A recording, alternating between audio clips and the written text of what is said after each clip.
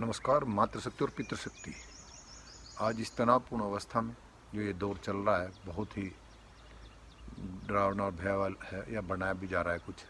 तो ऐसी अवस्था में मैं उन लोगों से, क्योंकि हम दुर्लभ तो प्राणी हैं तो हमारे पास सोचने की शक्ति है, तो जो नकारात्मक सोच के लोग हैं वो अपने आप को चिंतन करें। और जो लोग वे संसाधनों में ही सब कुछ ढूंढना चाहते थे, यानी वे जो दिखने वाली प्रत्यक्ष दर्शन में जो उनको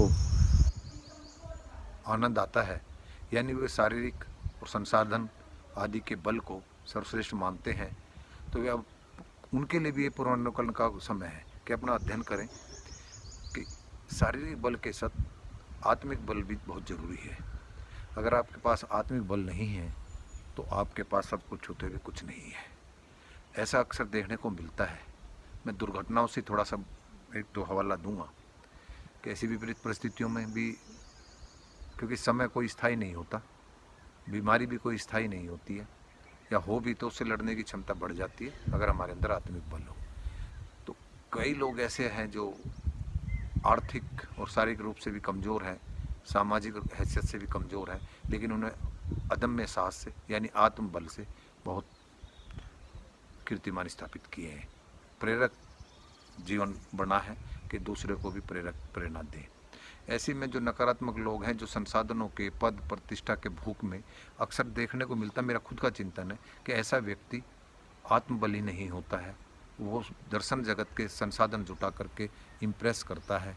और एक में लेटेस्ट ही सहारनपुर कुछ पुरानी घटना है कि कोई सम्मानित सदस्य थे विधानसभा के, उनको किसी साजिश के तहत या जैसे भी उनको मारा गया।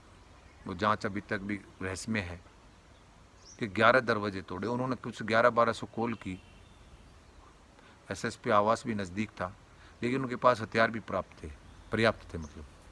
और वे डिफेंस में आते चले गए, ऑफेंसिव नहीं हुए, यानी कि उनका जो संसाधन पद प्रतिष्ठा सब उन्होंने उसी के ऊपर डिपेंड थे। वो जब अपने अंतःकरण से हम अपने चिंतन से ये सोचें कि भाई हम उस अव्यक्त शक्ति के द्वारा जो हमारे को चिंतन मनन और मानसिक बल दिया है उसको उस हिसाब से भी हम निर्णय लें, लेकिन वो ऐसे लोग मोहरा हो जाते हैं संसाधनों के और उन पर डिपेंड होते हैं। तो कहना तात्पर्य है कि वो सारी रात वहाँ कॉल करते रहे, उनके पास पर्याप्त हथियार थे, 11 दरवाजे तोड़े गए और उसके बाद में भी वो मारे गए।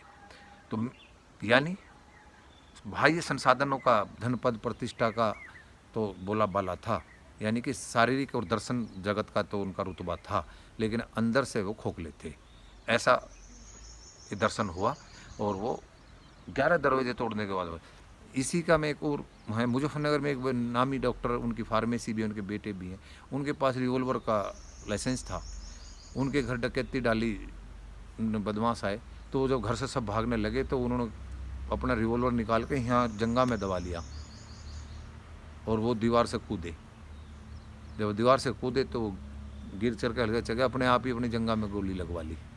तो तात्पर्य मेरा ये है कि हम पे शासन साधन पद प्रतिष्ठा होने के बाद भी अगर हम आंतरिक रूप से कमज़ोर है, आत्मिक बल नहीं है, तो ये सब कुछ अधूरा है। इसीलिए कम साधन वाला व्यक्ति भी आत्मबल होते हुए भी नए नए कीर्तिमान स्थापित करता है और वो दया करुणा के भाव भी रखता है। इस तरह के लोग जो बाह्य संसाधन और शारीरिक बल पर विश्वास करते हैं, वे अक्सर षड्यंत्र, दबाव, तनाव तरीके या फर्जी अहंकार दिखाते हैं, जो समाज को दिखाने के लिए आतंकित करते हैं। तो जो व्यक्ति आतंकित कर रहा हो वो समझ लीजिए, या समाज, कि वो अंदर से डर के भाव में है, आत्मिक बल उनके अंदर नहीं है। वो क्रूरता, निष्ठुरता का प्रदर्शन करते हैं, जिससे समाज या राष्ट्र कोई भी आतंकित हो रहे। तो इन बात को आप देख लेना, आत्मिक बल शरीर बल से ज़्यादा है, और शरीर का बल जब ही काम करता है जब आत्मबल आपके अंदर होगा। तो ऐसे में अभी उधम सिंह नगर में था, वहाँ एक मेरे परिचित के उनका मिलने वाले हैं, फार्म हाउस उनका, बड़ा डॉक्टर है, पत्नी भी डॉक्टर है, डायरेक्टर हैं, विद्वान है। दुर्भाग्य कह लीजिए, सौभाग्यशाली कह लीजिए कि हम इस नस्ल के लोग हैं। तो उनके, वो हरियाणा से बिलोंग करते हैं। वहाँ पर उन्होंने अपना एक किस्सा बताया कि मेरे पास में कोई लोग रुके थे, वो कुछ दिन मेरे पास रहे, फिर हरियाणा में जाकर उन्होंने कत्ल कर दिया। वहाँ कोई मेरी चर्चा हुई होगी उनके सामने, जिनका कत्ल हुआ कभी पूर्व में। अब जैसे वो कत्ल है, उन्होंने उन डॉक्टर साहब का भी नाम लिखवा दिया कि भाई वो भी थे मारने में। तो पुलिस, हरियाणा पुलिस ने आकर के यहाँ पूरा उनका फार्म हाउस घेर लिया। वे पति पत्नी और उनकी माँ, छोटे बच्चे थे। तो उन्होंने पुलिस को जब जा रहा था, कहें हम घुसे, कहीं घुसने नहीं देंगे, सुबह बात करूंगा, नहीं तो मैं यहाँ इतनी गोलियाँ चलेंगी। उनको इन्हें ऐसा आभास करे, 2-3 उनके पास लाइसेंसी हथियार थे, 2-4 फायर इधर करे उधर करे। पुलिस भ्रमित होगी और दाएं बाएं अपने शुभचिंतकों को, क्षेत्रीय लोगों को फ़ोन कर दिए। तो वो ऐसे 2-3 घंटे 4-5 घंटे उन्हें उलझाए रखा। फिर लोग आगे, विधायक वगैरह क्षेत्र के या सम्मानित लोग आकर के दिन निकाल दिया उन्होंने। तो पुलिस हरियाणा की ये कह रही थी कि हमें सोचा कि इस मकान फार्म हाउस पर बहुत सारे लोग होंगे, जैसी हमें वहाँ से भी सूचना मिली थी। तो जब वो सुबह निकले तो 3 लोग थे, बुढ़िया माँ, पत्नी और वो खुद और बच्चे, चार कहने का, और 3 हथियार थे। उन्होंने सारी रात कम से 100 पुलिस वालों को रोके रखा। तो तात्पर्य मेरा कि उनका आत्मिक बल मजबूत था। तो मैं समाज से यही कहना चाहता हूँ कि आप ये शारीरिक और संसाधन बल ये देख ले, और इसमें भी देख लो, इस दौर को भी देख ली। सबसे ज़्यादा डर भी वही रहे हैं जिनके पद है, प्रतिष्ठा है, धन है और बिल्डअप शरीर भी लगता है देखने में, बड़ी बड़ी बिल्डिंग भी है उनके पास में, और वे एक दूसरे का साथ भी नहीं दे रहे। जब बात करते तो डराने की करते हैं। तो मेरा तात्पर्य इतना है कि आप जैसा खाओ अन्न वैसा हो जा मन, जैसा होगा मन वैसा होगा तन। तात्पर्य मेरा ये है कि अच्छा खाओ, सात्विक खाओ, तो आप करुणा दया के भाव में रहोगे और अच्छे से सोचोगे। जो जितने भी आप देख लो, जितने भी संसाधन कमा रहे हैं, सत्ता का हो, पद का हो, प्रतिष्ठा का हो, धन का, इनमें कुछ ना कुछ इनके पर इनके ये अमानवीयता का कार्य और अनैतिक कार्य करते हैं। तभी इनके अंदर आत्मबल नहीं है, तभी हमारा देश इतने सालों से गुलाम है। छोटे छोटे देश बड़ी बड़ी लड़ाइयाँ लड़ रहे हैं, उनसे आतंकित होते हैं लोग और वे कमांड करते हैं। तो हमारा कभी इस तरफ चिंतन नहीं जाता। हमारा जाता है कि वहाँ के लोग या वहाँ के लोगों को क्या विलासिता की चीज़ है वो हमारे पास हो। सारे भोग विलासिता के साधन हमारे साधन संपन्न को और गरीब को भी चाहिए, क्योंकि यथा राजा तथा प्रजा, जैसे राजा दर्शन देगा वैसे ही प्रजा करेगी। यानी जैसा घर का मुखिया होगा, जैसा समाज का मुखिया होगा, वो अगर संसाधनों में और निष्ठुरता में और षड्यंत्रों में सहयोग करके अपना साधन चलाता होगा तो आम आदमी भी उसको प्रेरित होगा। तो ऐसे लोग मेरे पास फ़ोन करते हैं, वे हमेशा डरावनी और दुर्घटनाओं की बात बताते हैं। मैंने कहा आप उनकी भी बता दीजिए जो इस दौरान वॉरियर हैं, कोरोना वायरस हैं, डॉक्टर्स हैं, जो वहाँ पर नर्सिस हैं, जो डेड बॉडी उठा रहे हैं, पर अपनों ने साथ छोड़ दिया है। मैंने ये सूचना भी दे सकते हो किसी को। तो आप अगर सूचना दे रहे हो तो आप ऐसे प्रेरक लोगों की बताइए। लेकिन मोबाइल पर वहाँ इतने मर गए, हम मर गए, वो पढ़ा लिखा मर गया। मगर पढ़ा लिखा क्या अमर पट्टा लेकर आया था क्या? कोई बताया कि वहाँ यूनिवर्सिटी में कल 18 मर गए।